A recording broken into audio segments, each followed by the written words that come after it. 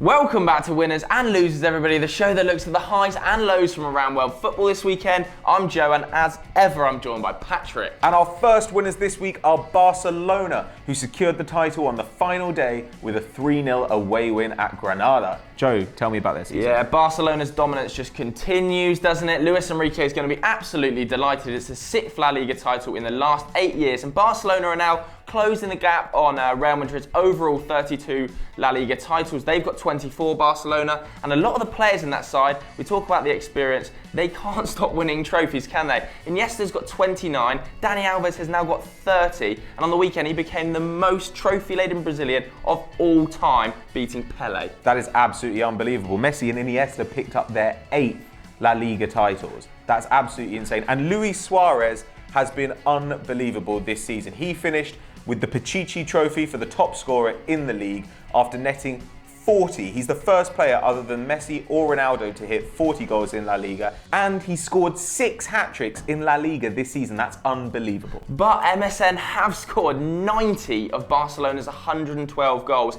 That must be a little bit worrying for Barcelona fans. I mean, what if one of them gets injured or two of them get serious injuries next year? Have they got the strength and depth needed to challenge on multiple fronts? Well, the plus side is that we've seen stretches of this season where Neymar carried the team in the absence of Messi, and I really think that there is still a very strong kind of team cohesion. Like, this team scored 24 in the last 5 games of the season, conceded none. That doesn't just happen because of 3 guys. That's an excellent all-round performance.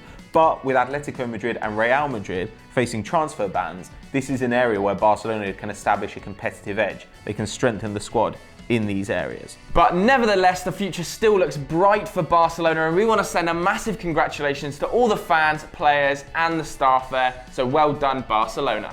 Our first loser of the weekend is Tottenham Hotspur. You must be delighted, Pato. Happy St Totteringham's Day. One and all, what a great day. Falls every year, like clockwork. It's like Christmas. It was an absolutely hilarious final day. Arsenal needed to win and Spurs needed to lose for Arsenal to finish above Spurs for the 21st consecutive season. Spurs went 2-0 down to Newcastle, then got one back. Newcastle went to 10 men, somehow then managed to score another 3 goals to hand Spurs a 5-1 shellacking on the last day of the season, while Arsenal beat Aston Villa into the dust eventually with a hat-trick from Olivier Giroud, the much maligned Olivier Giroud. This was honestly one of the funniest things that's happened this season, and it's been a season of some pretty funny things. I think you can probably tell he's an Arsenal fan, but it's been a really bad few weeks now for Spurs, really, since the title was mathematically impossible to win. They've gone right off the boil, and it's especially since Dele Alli really has been banned. I wonder whether that's synonymous of a real squad depth issue, the likes of Ryan Mason being called up in his place. Every time he's started in the last 4 games, they've lost, so that's not good enough. And then you look at Harry Kane, has he got enough depth in behind him?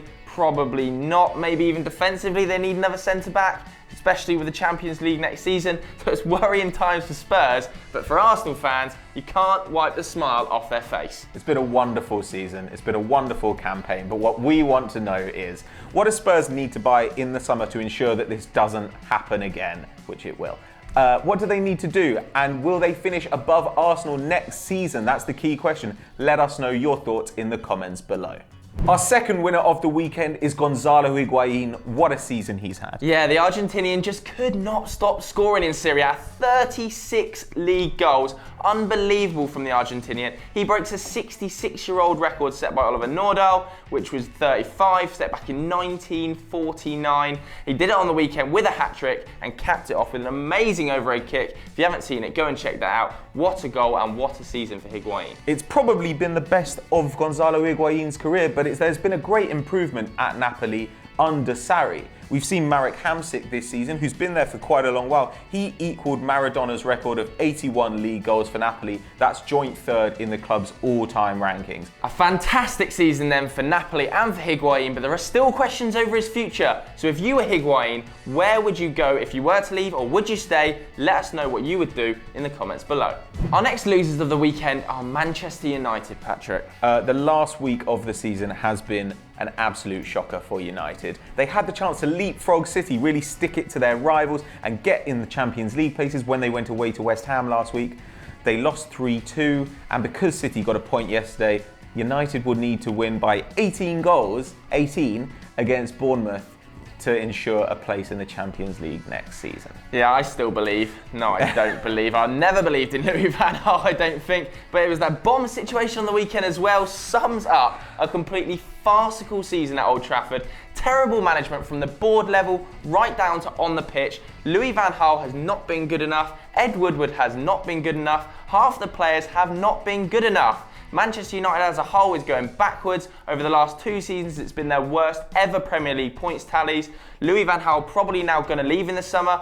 He's going to leave under a cloud as well, I'd imagine, because we're inevitably going to lose the FA Cup final to Palace. Sums it up. It's been a terrible, terrible season for United. And now some of the players might well leave in the summer. Morgan Schneiderlin has already missed out on a place in the France squad for Euro 2016. He's going to be devastated. And we've seen United struggle with some transfer targets. Renato Sanchez has been scouted by Man United all year. He ended up going to Bayern Munich. And United could still finish as low as 6th. If they don't get a point against Bournemouth, they'll finish below Southampton. So where's the answer going to come from? Is it Zlatan? Probably not going to be Zlatan. It might be Jose Mourinho, but what do you guys at home think? Is Jose Mourinho the right man for Manchester United? Click the I button just up there to vote in our poll and let us know what you think.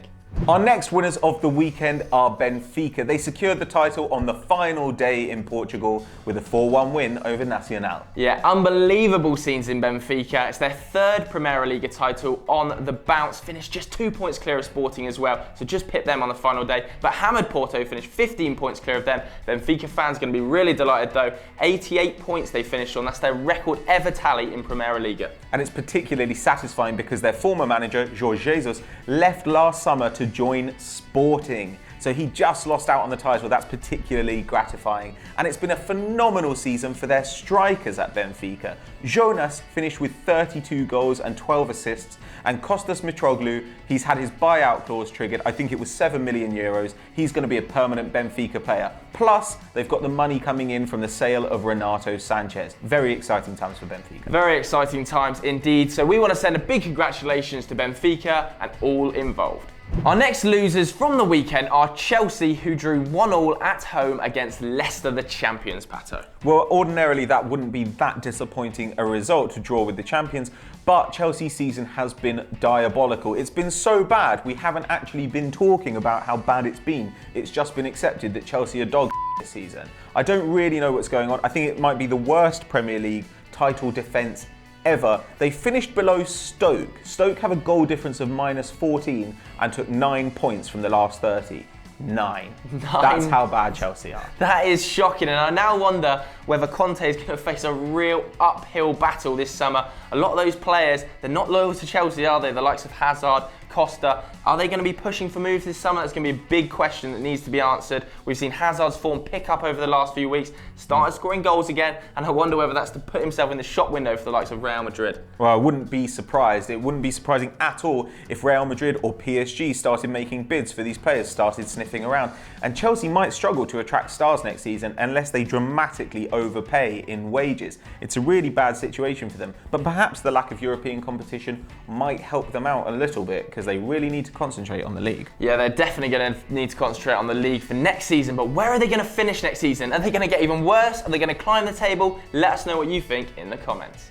So a couple more shout-outs in the winners category. We've got Robert Lewandowski, who became the first non-German player to score 30 goals in the Bundesliga this season. And of course, the legend that is Zlatan Ibrahimovic scored 2 on the weekend to take his tally to 38 in the league this year. Unbelievable. What a send-off it's been for him.